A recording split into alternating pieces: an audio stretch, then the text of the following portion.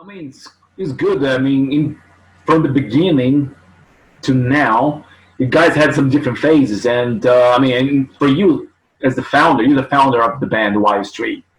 Me and Jimmy. Even For Jimmy. So both of you guys could say, okay, this cat works, this cat doesn't work. Mm, the sound of the band is not exactly what we want. I mean, it's good. I mean, I think it was a good process, like this in and out of cats, you know. yeah, you know, it's when it's right, when the people are right in your band, then it's easy. Like nobody fights. Like Wild Street doesn't fight. Like we Perfect. we make fun of each other, but who doesn't make fun of their friends? You know what I mean? But like, Everybody picks on each other you know, in a good way.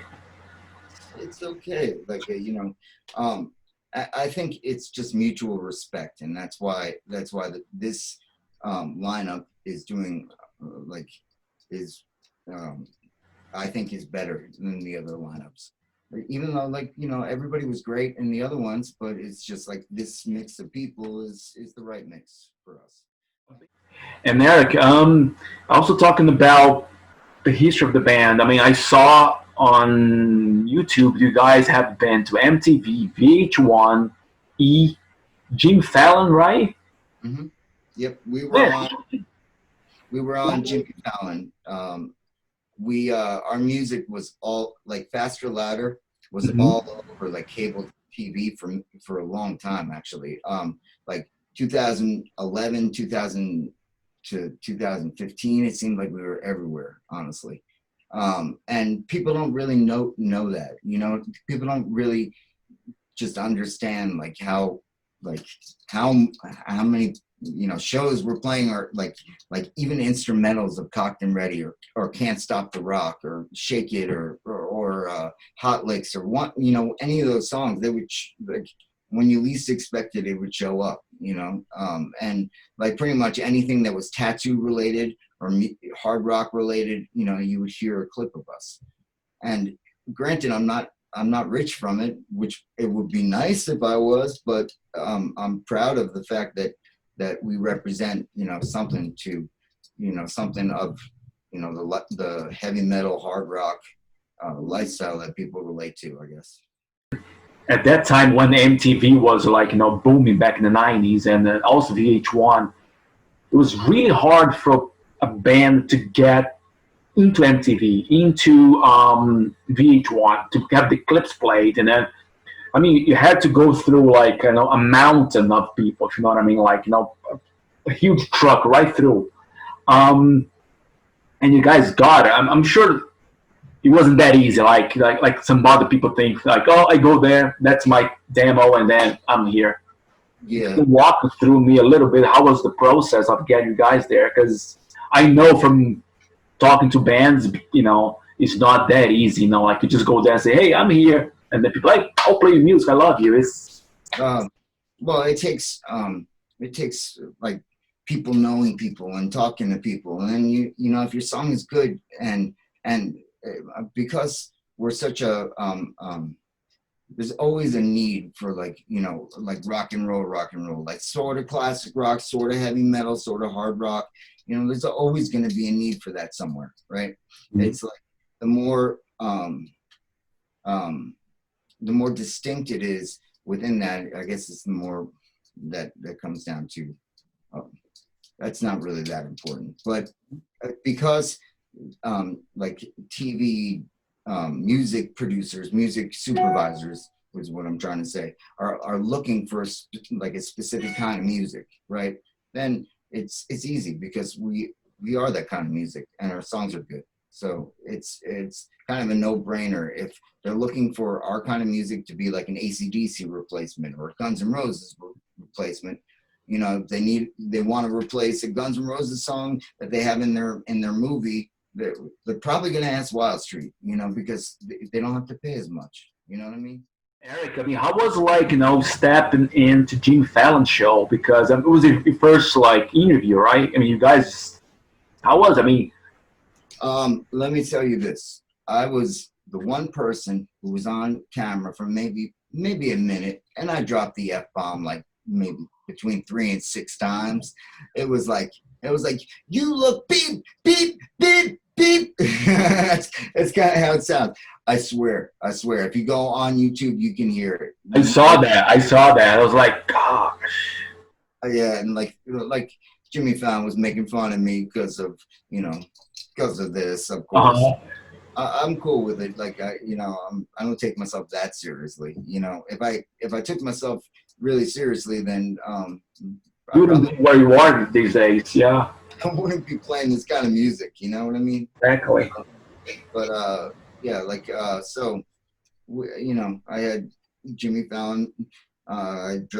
Just cursed on national TV right away. But yeah, our guitar player got to play with the Roots, and that was really cool. And that was Ian. He was our guitar player right after Keith. He was also like one of the founding members of like Dirty Penny. If you guys know who that is, they're like it was like WIldStreet and Dirty Penny and Veins of Jenna in this back in the old days kind of world. I hear you. And Eric, last year, I mean, I saw on Facebook and also on Instagram, also on the band's webpage, you guys had like pretty good gigs last year, right? We did our first European tour last year, and so we played.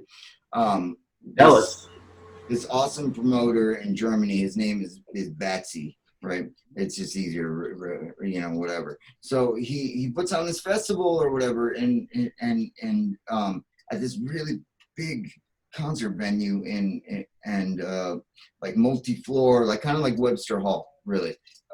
So he puts this like glam and sleaze festival, and he wrote to me and he's like, I want to bring some band that glam and sleaze fans in Europe had always hoped to see and never had the opportunity to. And I said, okay, no matter what kind of money you offer, this is going to happen because I want this to happen. Right. And whatever, it worked out. We ended up on tour with this really great band from South Africa called LA Cobra. This other really great band who we're playing in England with in September called Strike Nine from Sweden. I heard of them. And now, and then we were the co-headliners with Crash Diet, which is, it's pretty heavy because, those guys are a great band, it's, and another, speaking of Veins and Jenner, the Cruel Intentions were playing, too, and which is awesome, to be a part of like this. Such a Colossian thing, right? Yeah, it was awesome. So then we were on tour. We weren't allowed to go and get into England or get into the UK. Why not? Because our tour manager apparently had not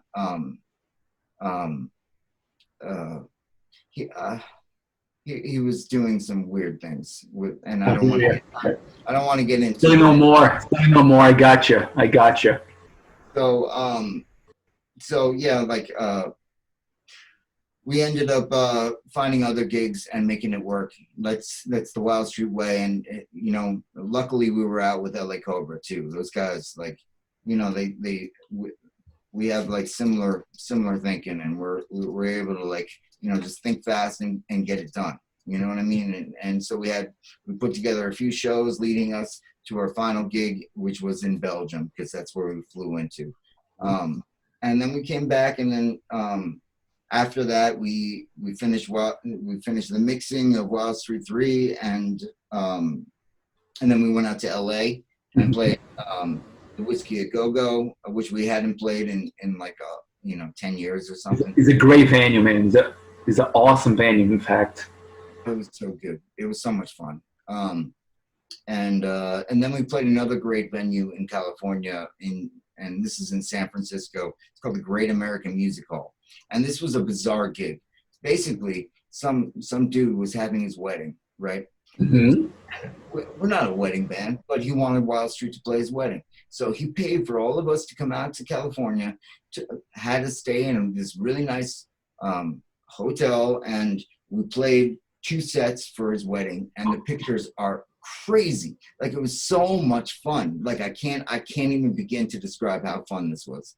And so so we played that like West Coast sort of run, and came back and did a few shows, and finally put out a music video.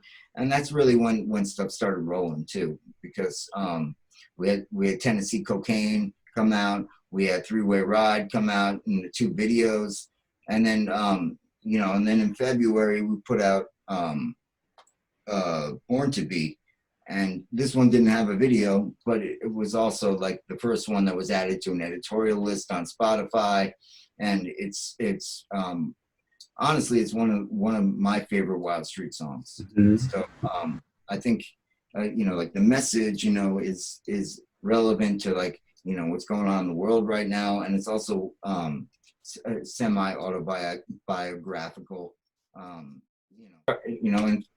In February, the day that Born to Be came out, we started our Kings of the World tour, and we got like 10 dates done. We were going to be back for 2 weeks, and then go out for the rest of the year, really. And then stuff happened, and we've just been waiting for. Yeah.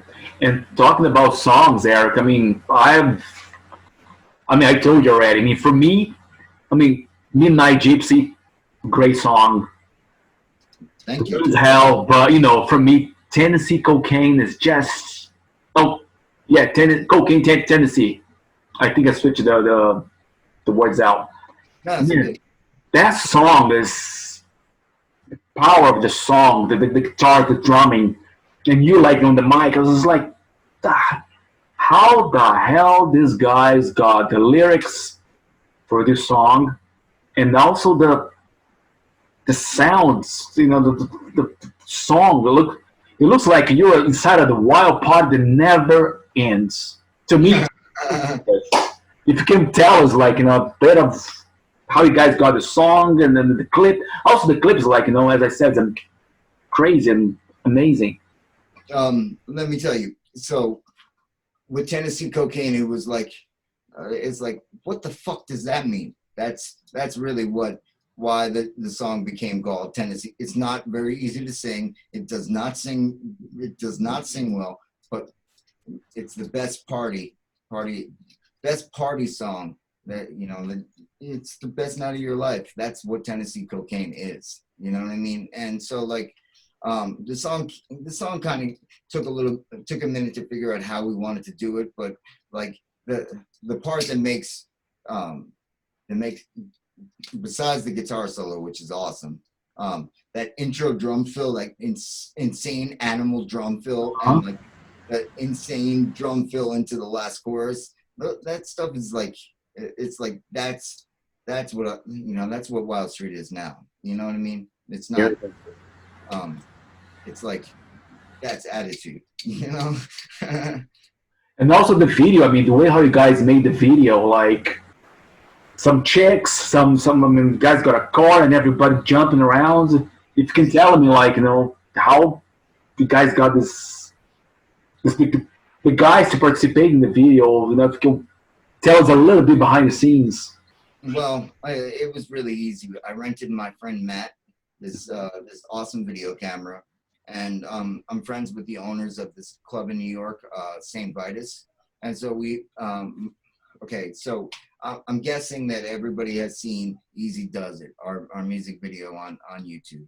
The announcer at the beginning of the video is a longtime friend of mine, and he's a promoter in New York, right? And so he brought our friends and got more people to come, and we just hung out. Everybody was wasted except for me. Let's be perfectly honest. I'm the person who has to stay sober because I'm in charge of everything. So so I'm like, we're like we're hanging out, and then and we played the song like through like 5 or 6 times, maybe 10 times, and then we went downstairs and just had like the craziest party in the basement, and like people like drinking Jack Daniels off shattered glass bottles on the floor. It's like, these are my friends, you know what I mean? It's like we just like to have fun, and we're like kind of, you know, we don't do anything like to hurt anybody else, but Just a wild fun. we just have fun, yeah. You Uh-huh. know, and so that was the video, and it was done in like 4 hours, you know. Man, it was fast. Yeah, we shot it really fast. It was like, it was just, when it's right, it comes together really easy. Same with Three Way. We rented out a space in Red Hook, Brooklyn. We had my friend who had a bunch of lights and a nice camera, and that hearse that's in the video, right? And then two of Dom's friends, the two girls who were in it, like, and we just acted ridiculous, yeah, and had fun. So that's the way we like to kind of like, that's the way we are. So that's the way we are in our videos. You know what I mean? But And Eric, talking about this year,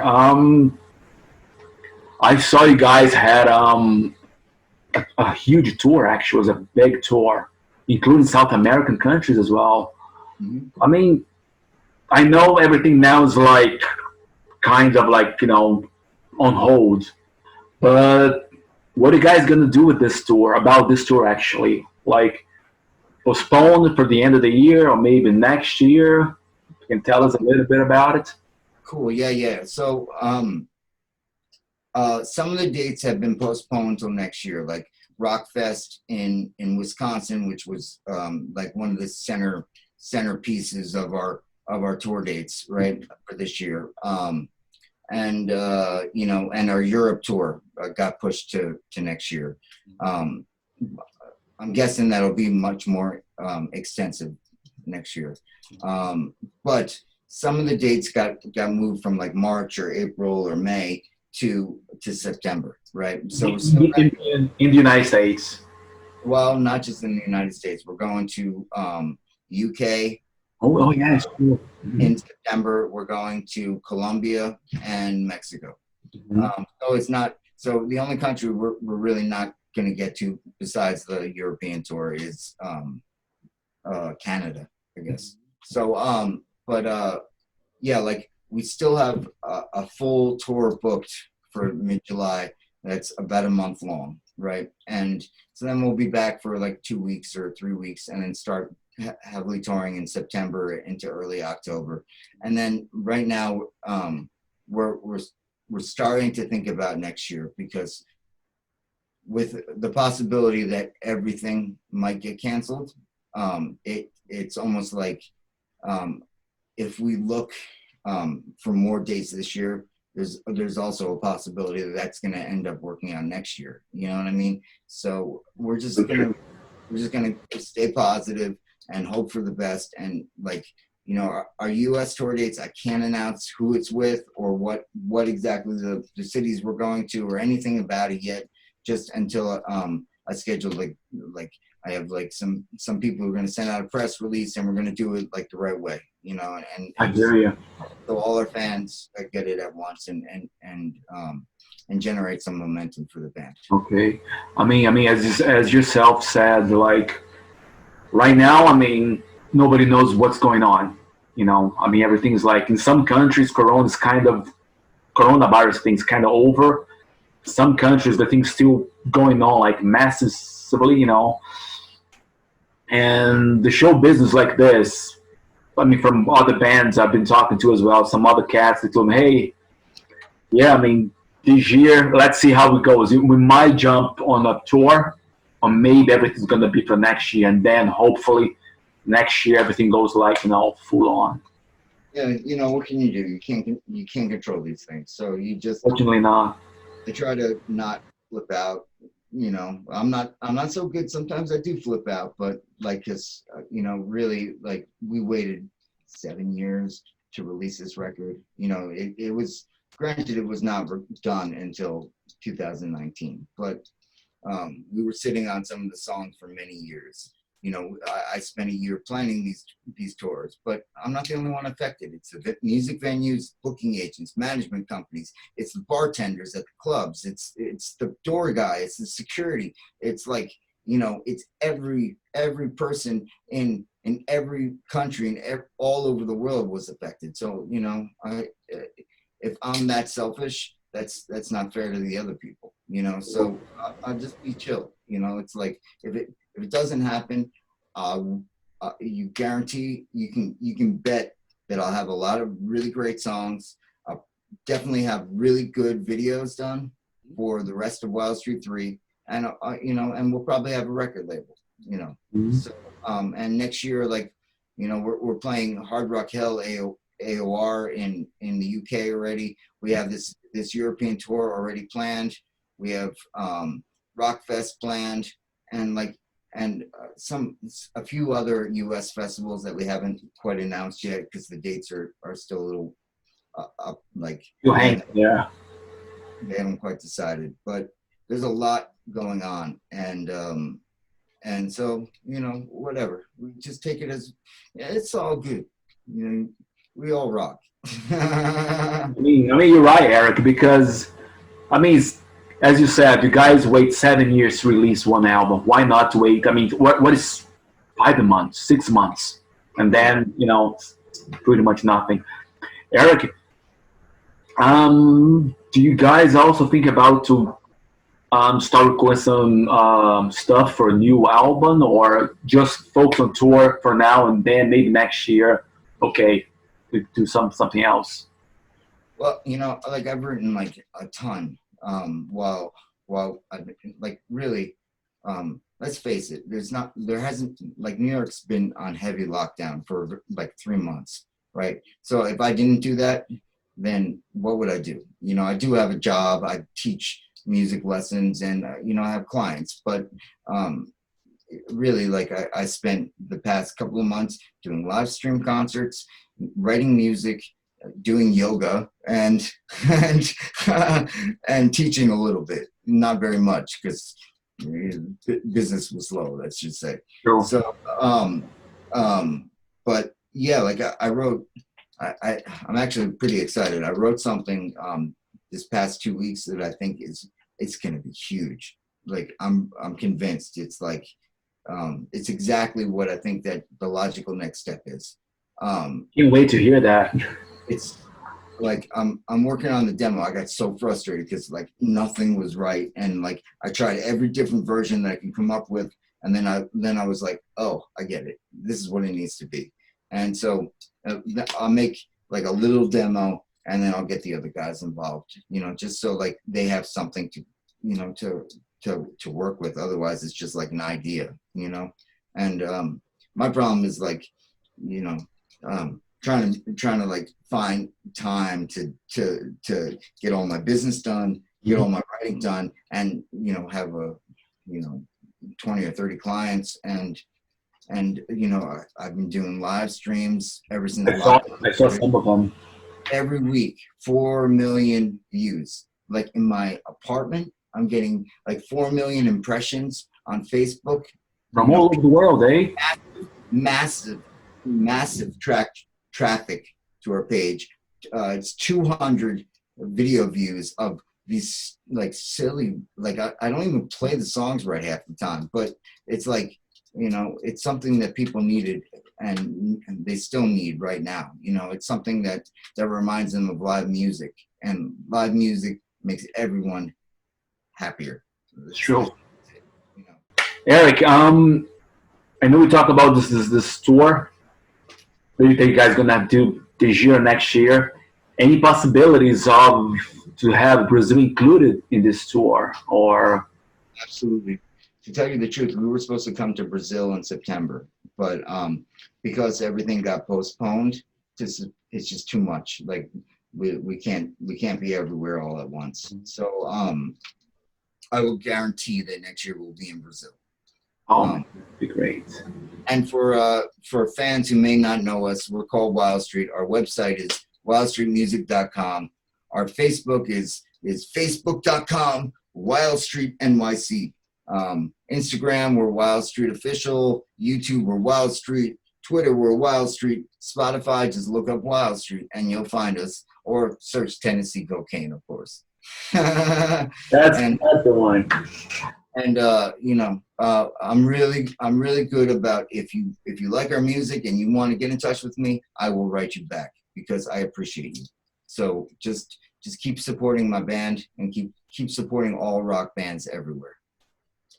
Awesome. Erik, my man, thank you so much, you know, to give this time for the interview because I know you're always busy. So thank you a lot, brother. Thank you. It's all good. I'll see you soon, okay? All right, Erik. See ya. Thanks, man.